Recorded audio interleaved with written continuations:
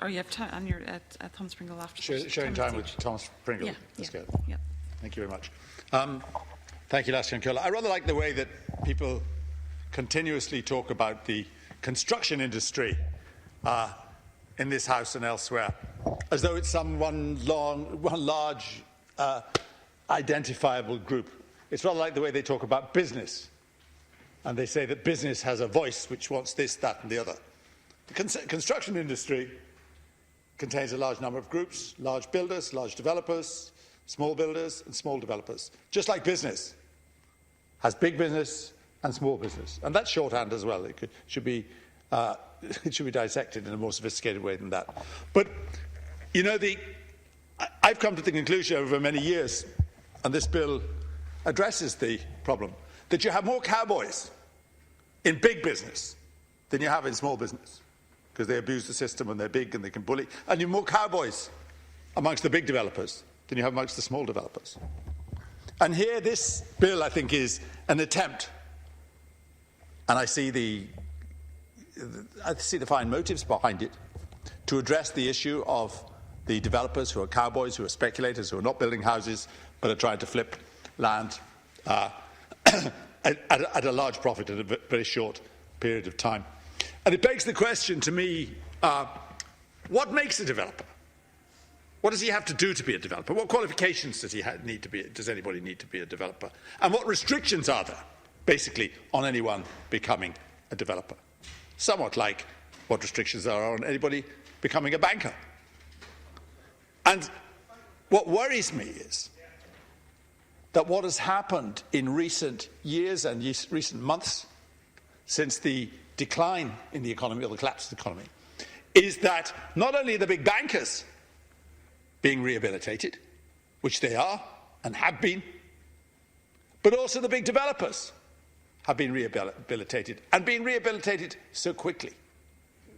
Those familiar names that bore a heavy responsibility for what happened in 2007 and prior to that in the development world are reappearing now, encouraged by at least one agency of the state, NAMA, to use what they call their expertise, God knows what it was, and being paid for it, to somehow resurrect those companies and those areas which they have themselves ruined. I don't think that this bill actually addresses that. And I do think that there might be, you know, even in the banking world, they have a little test by the central bank where people to be directors of banks have to be approved by the central bank. Now, I don't think it's adequate for one moment, because of some of the people who've got through that particular net. But in the developing world, in other words, I mean the development world, the world of developers, there is nothing to stop those who have so conspicuously damaged the economy from re-emerging very quickly in the same position. And that is what is happening, some of them being actually paid by the state. And I think the trick in this bill, and whether this bill maybe has missed a trick, is that it doesn't really distinguish between those developers who should not be allowed any longer to develop because of their failures in the past and the damage they've done in the past, and developers who are undoubtedly good, constructive, and wanting to make a mild profit, but also can be depended upon not to breach the rules and the etiquette, and not to damage the communities which they are meant to, which we would hope at least that they would house and encourage. I think I should address very briefly, the issue in that context of the sites, the vacant sites levy. The vacant sites levy, I think, is obviously a good idea in principle, because it's been introduced to force what I call bad developers, pure speculators, to sell on the land or to build on the land or develop the land, one way or the other. And that is a noble motive, and that certainly has, in certain circumstances, great merit, and will also encourage and punish those who are sitting on land banks purely and simply for speculative purposes. But I've heard of many situations, and I would be grateful if the Minister would address this as well. Some sites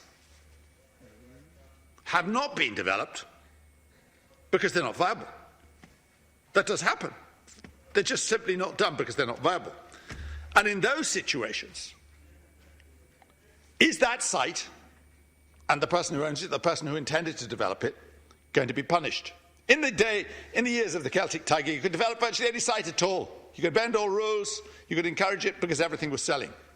Now there are sites there that cannot be developed, that are not commercially viable, and there are good developers looking at them who may now be in a situation where a levy of, and I can't remember what it is from the bill, I think it's 3% of the value, 3% of the value goes on to those sites. Now, will that encourage any development whatsoever? Because it won't. All it will actually do will make it a less valuable site, less likely developed, because it carries that charge on it.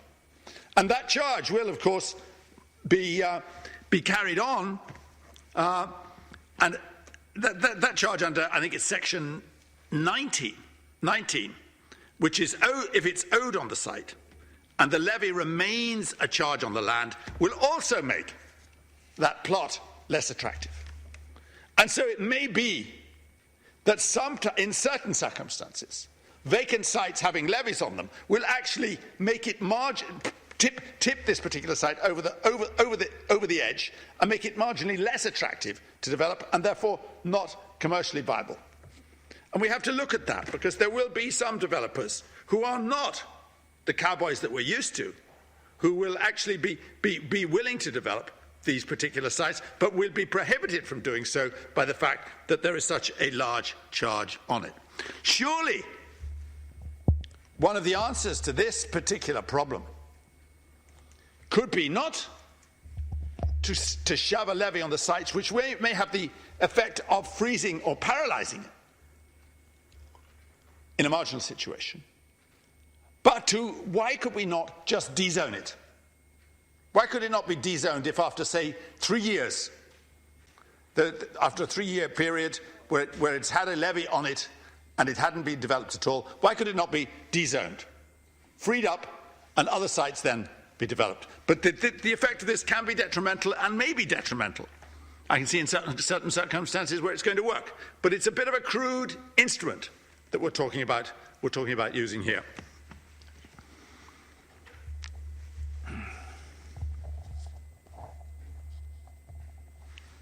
The other thing, yes, is the site levy money under, I think it's section 23. This money is due under section 23 to be used by the local authority to develop the site.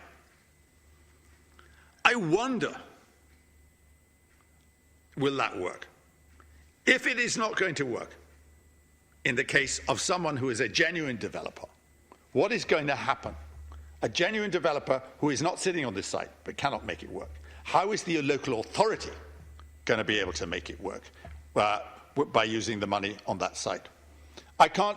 What we are not distinguishing between here is the vacant site, which has potential but which is marginal, being held by someone who has genuine motives to get on with it and someone who has motives simply to flip a quick profit. And I can't see how a local authority can make it work if a genuine developer has found that it can't make it work either.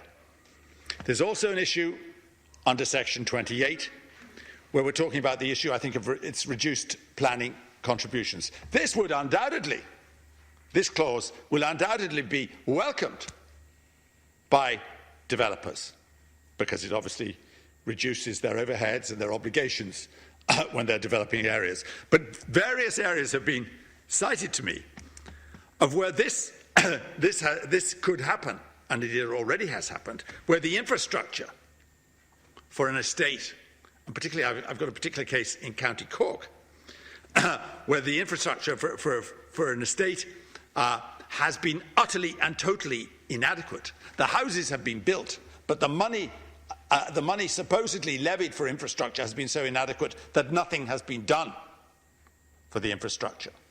That is going to be a serious problem. And I think the government should look again about reducing those planning contributions if this is going to be the effect of that reduction. Thank you.